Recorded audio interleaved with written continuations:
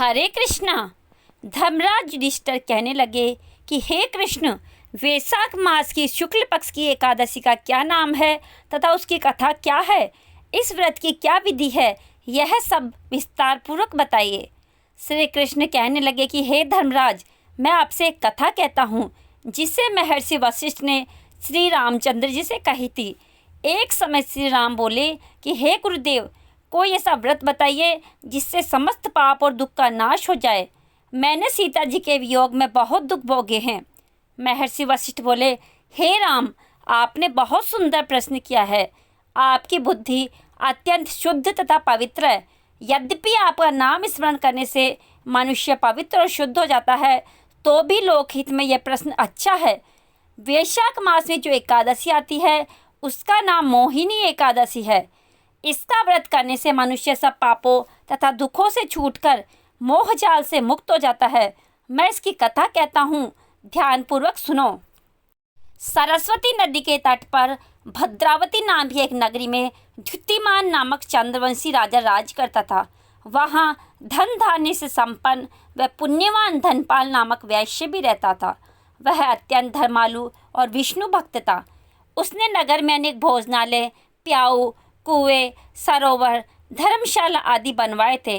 सड़कों पर आम, जामुन, नीम आदि के अनेक वृक्ष भी लगवाए थे। उसके 5 पुत्र थे, सुमना, सुदबुद्धि, मेधावी, सुकृति और दृष्टबुद्धि। इनमें से 5वां पुत्र धृष्टबुद्धि महापापी था। वह पितृ आदि को नहीं मानता था। वह वेश्या, दुराचारी मनुष्यों की संगति में रहकर जुआ खेलता था और पर स्त्री के साथ भोग विलास करता तथा मध्य मांस का सेवन करता था। इसी प्रकार अनेक कुकर्मों में वह पिता के धन को नष्ट करता रहता था। इन्हीं कारणों से त्रस्त होकर पिता ने उसे घर से निकाल दिया। घर से बाहर निकलने के बाद वह अपने गहने कपड़े बेचकर अपना निर्वाह करने लगा। जब सब कुछ नष्ट हो गया तो वेश्या और दुराचारी साथियों ने उसका साथ छोड़ दिया। अब वह भूख प्यास से अति दुखी रहने लगा। कोई सहारा न देख चोरी करना सीख गया। एक बार वह पकड़ा गया तो वेश्या का पुत्र जानकर चेतावनी देकर छोड़ दिया गया, मगर जब दूसरी बार फिर पकड़ में आ गया, राजाज्ञा से इस बार उसे कारागार में डाल दिया गया। कारागार में उसे अत्यंत दुख दिए गए। बाद में राजा ने उसे नगरी से निकल जाने को कहा। वह नगरी से निकल वन में चला गया। वहाँ वन्य पशु पक्षियों को मारकर खाने लगा। कुछ समय पश्चात वह बहेलिया बन गया और धनुष बाण लेकर पशु पक्षियों को मारकर खाने लगा। एक दिन भूख प्यास से व्यथित होकर वह खाने की तलाश में घूमता हुआ कौंडिन्य ऋषि के आश्रम में पहुंच गया। उस समय वैशाख मास था और ऋषि गंगा स्नान कर आ रहे थे। उनके भीगे वस्त्रों के छींटे उस पर पड़ने से उसे कुछ सुदबुद्धि प्राप्त हुई। वह कौंडिन्य मुनि से हाथ जोड़कर कहने लगा कि हे मुनि, मैंने जीवन में बहुत पाप किए हैं। आप इन पापों से छूटने का कोई साधारण बिना धन का उपाय बताइए। उसके दीन वचन सुनकर मुनि ने प्रसन्न होकर कहा कि तुम वैशाख शुक्ल की मोहिनी नामक एकादशी का व्रत करो, इससे समस्त पाप नष्ट हो जाएंगे। मुनि के वचन सुनकर वह अत्यंत प्रसन्न हुआ और उनके द्वारा बताई गई विधि के अनुसार व्रत किया। हे राम, इस व्रत के प्रभाव से उसके सभी पाप नष्ट हो गए और अंत में वह गरुड़ पर बैठकर विष्णु लोक को गया। इस व्रत से मोह आदि सब नष्ट हो जाते हैं।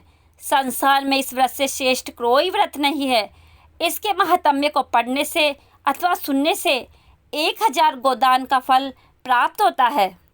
और मोहिनी एकादशी से जुड़ी एक मान्यता यह भी है कि समुद्र मंथन के समय जब अमृत कलश प्राप्त हुआ, तब देवताओं और असुरों में आपाधापी मच गई।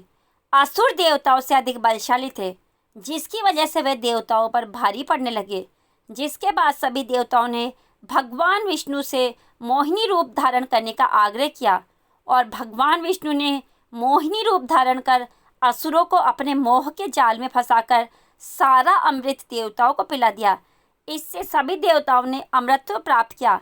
यही वजह है कि इस एकादशी को मोहिनी एकादशी भी कहा जाता है। दोस्तों, आपको ये वीडियो कैसी लगी? अगर वीडियो पसंद आई हो तो कमेंट बॉक्स में जय हरि विष्णु अवश्य लिखें। भगवान से यही प्रार्थना है कि आपकी सभी मनोकामना शीघ्र अतिशीघ्र पूर्ण हो। राधे राधे। आप सभी को मोहिनी एकादशी की बहुत बहुत शुभकामनाएं। जय श्री कृष्णा।